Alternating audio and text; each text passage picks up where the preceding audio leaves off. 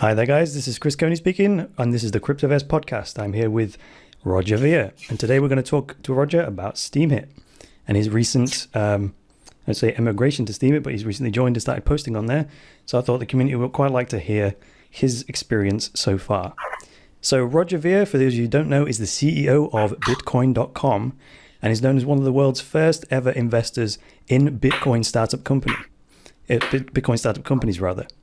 He renounced his citizenship for the USA in 2014 and now lives in Tokyo, Japan.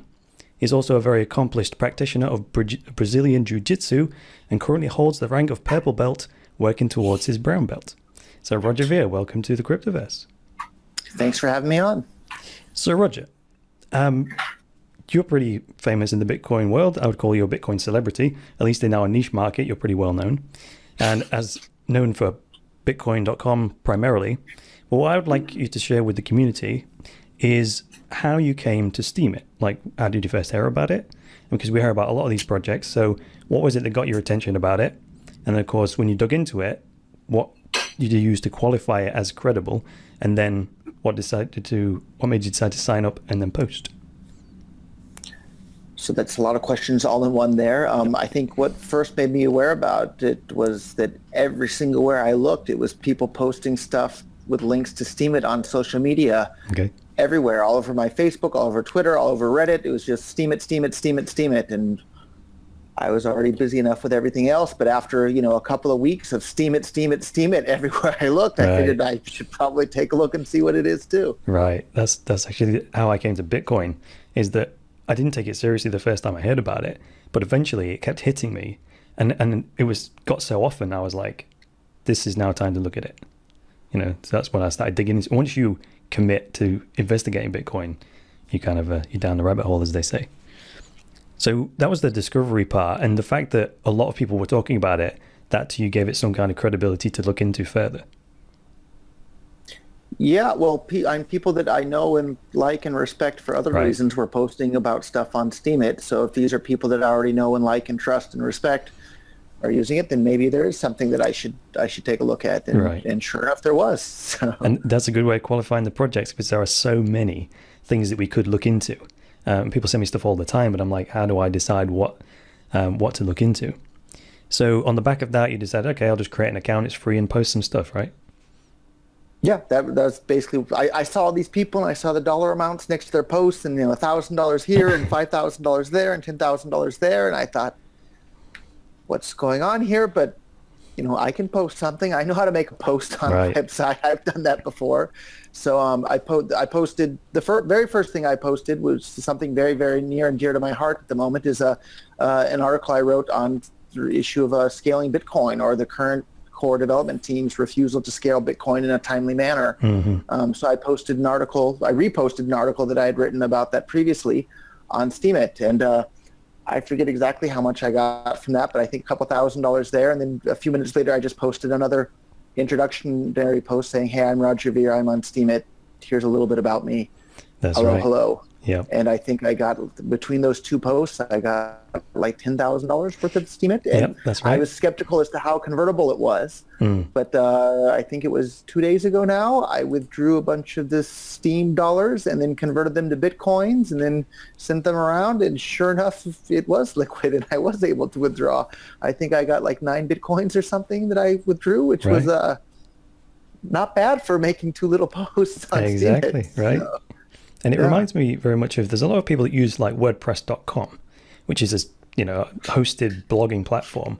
And I think a lot of WordPress.com users would like Steemit because it's very similar. You just post stuff, right? The difference is it's automatically monetizable, as you found out. Yes. Yeah, I sure did find out in a very surprisingly pleasant way. Right. What I love about crypto as a whole is that it's getting the average person to look into economics and start asking fundamental questions about things like, what is value? How does something acquire value? So in Steem, this is one of the key questions. Where does the money come from? How does a Steem token acquire value? And I thought about this as Steemit to me is a marketing platform for either content creators or businesses. And the thing that the incentive does, it incentivizes people to put their attention away from another social media platform and put it on Steemit. So that there's an incentive to move your attention over to Steemit because it's financially incentivized, right? So on the back of that, I see that as that's how the token acquires value, because the platform has people's attention. And then, of course, that's the supply. It's a supply of attention. And on the back of that, if I have a business or a mission or a charitable mission I want to accomplish, that's why I would want to acquire people's attention, because obviously you need other people to grow a business or achieve a charitable mission or whatever it is. So that's how I believe that the Steem token acquired value. Well, what's your take on that from an economics point of view? To be honest, I'm an expert when it comes to Bitcoin. I know almost nothing about Steemit and how it's working on the back end. I don't know if Steem dollars have a limited supply. I don't know enough about it to have an opinion, but I'm sure, like everything in the world, Steemit dollars, the price is set by supply and demand. So if you have a limited supply and some demand, it'll have some sort of price in the market. But I don't know enough to have a detailed comment or thought on that yet, other than I can tell you I'm going to look into it a bit more, because getting paid a lot of money for a couple of little posts on a website will catch anybody's attention. Right, absolutely.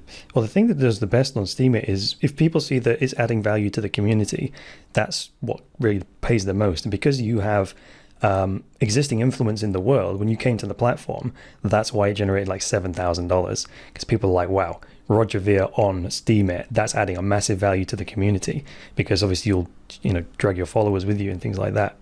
And one point you made there was that you saw the site and you saw these amounts listed in dollars.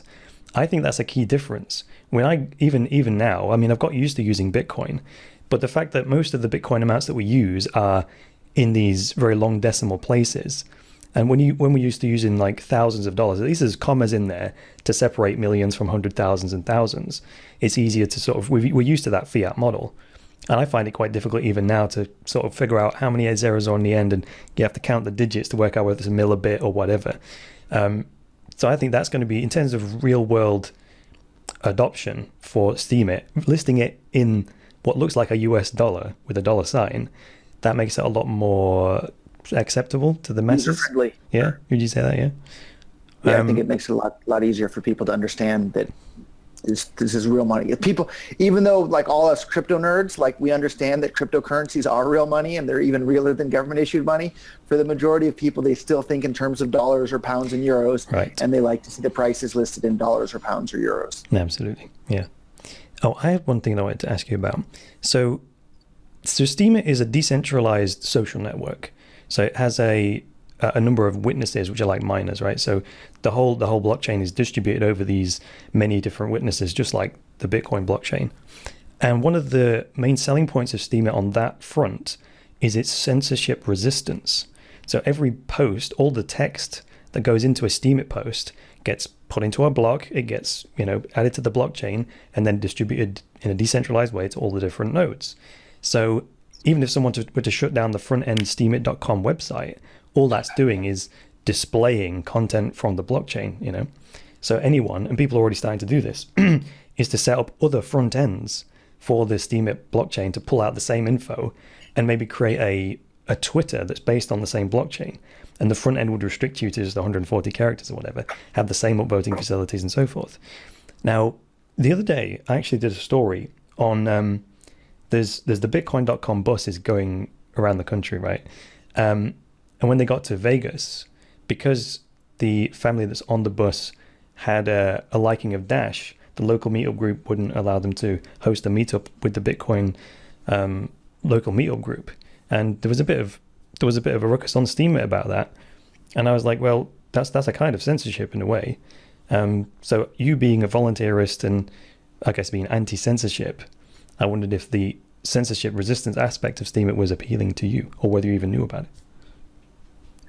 Well, I learned a lot more about it just now with you explaining it, and that does sound really useful and interesting.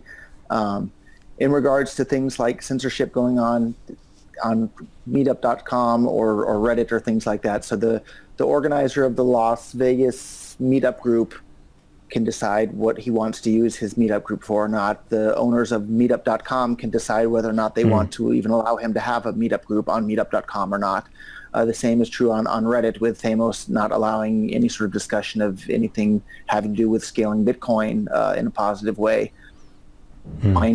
He can do what he wants with his subreddit. The rest of us can complain about the way he behaves on that subreddit, and then the owners of Reddit themselves can decide if they want to allow him to continue to be a moderator there or not. So, right. And all of us can complain about all of those things as much as we want, as long as we're not pointing guns at peaceful people.